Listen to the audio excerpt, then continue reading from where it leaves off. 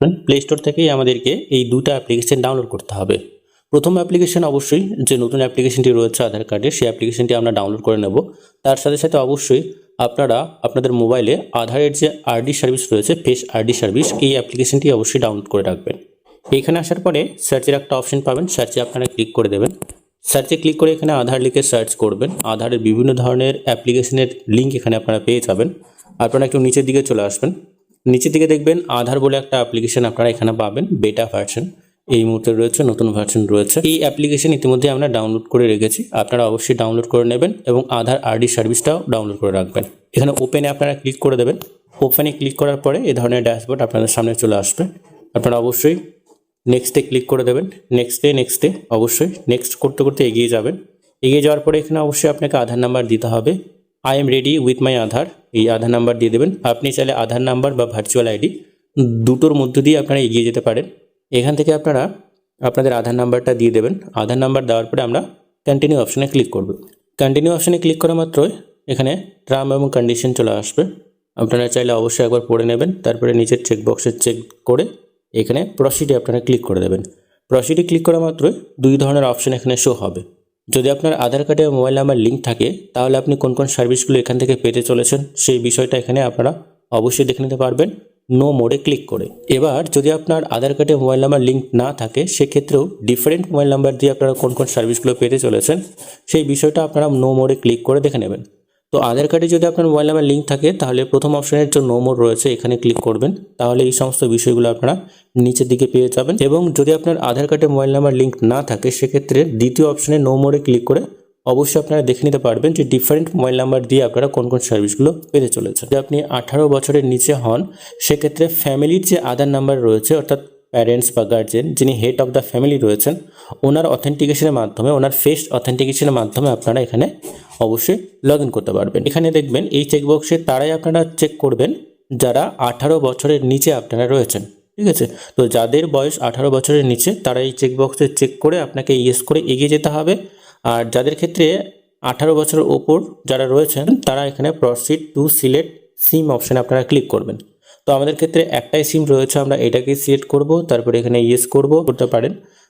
এখানে সেন্টে আপনারা ক্লিক করে দেবেন। সেন্টে ক্লিক করে দেবেন, আপনাদের যে মোবাইল নাম্বার সেটা ভেরিফাই হয়ে গেছে, ঠিক আছে। SMS sent successful, mobile number verified হয়ে গেছে।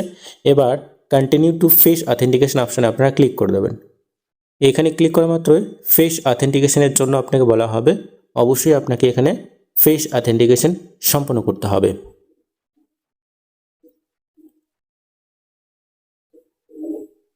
ফেস অথেন্টিকেশন সাকসেসফুলভাবে হয়ে যাওয়ার পরে এখানে প্রসিড আপনারা ক্লিক করে দেবেন।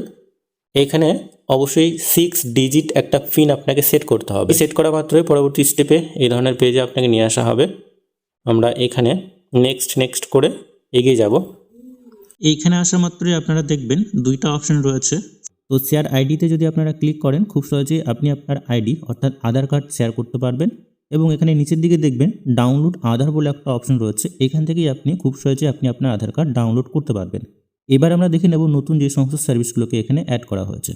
তারপরে একটু নিচের দিকে আপনারা চলে আসবেন। নিচের দিকে দেখবেন এখানে সার্ভিস বলে একটা সেকশন রয়েছে এবং তারপরেই দেখবেন মাই আধার আপডেট বলে একটা অপশন দেওয়া হয়েছে এবং এটাই নতুন অপশন। এখান থেকেই আপনারা এই সমস্ত কাজগুলো করতে পারবেন। আপনারা মাই আধার আপডেটের যে অপশন রয়েছে এই অপশানে আপনারা ক্লিক করে দেবেন। এই অপশানে ক্লিক করা মাত্রই দেখবেন এখানে 4 ধরনের নতুন আপডেটকে আনা হয়েছে। মোবাইল নাম্বার আপডেটের অপশন দেওয়া হয়েছে, খুব সহজেই এইবার আপনারা মোবাইল নাম্বার আপডেট করে নিতে পারবেন আপনি আপনার আধার কার্ডে। অ্যাড্রেস আপডেটের একটা অপশন দেওয়া রয়েছে, নেম আপডেটের অপশন দেওয়া রয়েছে, ইমেল আইডি আপডেটের অপশন দেওয়া হয়েছে। তবে এখানে অ্যাড্রেস আপডেট, নেম আপডেট এবং মেল আইডি আপডেট এই 3টা অপশন ইতিমধ্যেই কামিং সুন রয়েছে। যদি আপনারা অ্যাড্রেস আপডেটে ক্লিক করেন দেখবেন কামিং সুন রয়েছে, ডেভেলপমেন্ট ফেজে রয়েছে। খুব সহজেই বা খুব তাড়াতাড়ি আপনারা এই সমস্ত সার্ভিসগুলো পেতে চলেছেন। যদি আপনারা নেম আপডেটের অপশানে ক্লিক করেন সেক্ষেত্রেও দেখবেন এখানে কামিং সুন রয়েছে এবং এখানে মেল আইডি আপডেটের অপশানে ক্লিক করা মাত্র দেখবেন এটাও কিন্তু ডেভেলপমেন্ট ফেজে রয়েছে। মোবাইল নাম্বার আপডেটের যে সার্ভিস এটা ইতিমধ্যেই চালু হয়ে গেছে। আপনারা এখানে মোবাইল নাম্বার আপডেটের অপশানে ক্লিক করা মাত্র দেখবেন পরবর্তী স্টেপে আপনাকে নিয়ে যাওয়া হবে। এখানে যে ম্যাক্সিমাম প্রসেসিং টাইম রয়েছে সেটা 30 দিন রয়েছে, অর্থাৎ ম্যাক্সিমাম 30 দিন সময় লাগবে। তবে এই আপডেট কাজটি সম্পন্ন করলে দেখবেন 2 থেকে 3 দিনের মধ্যেই হয়তো আপনার মোবাইল নাম্বার আপডেট হয়ে যাবে।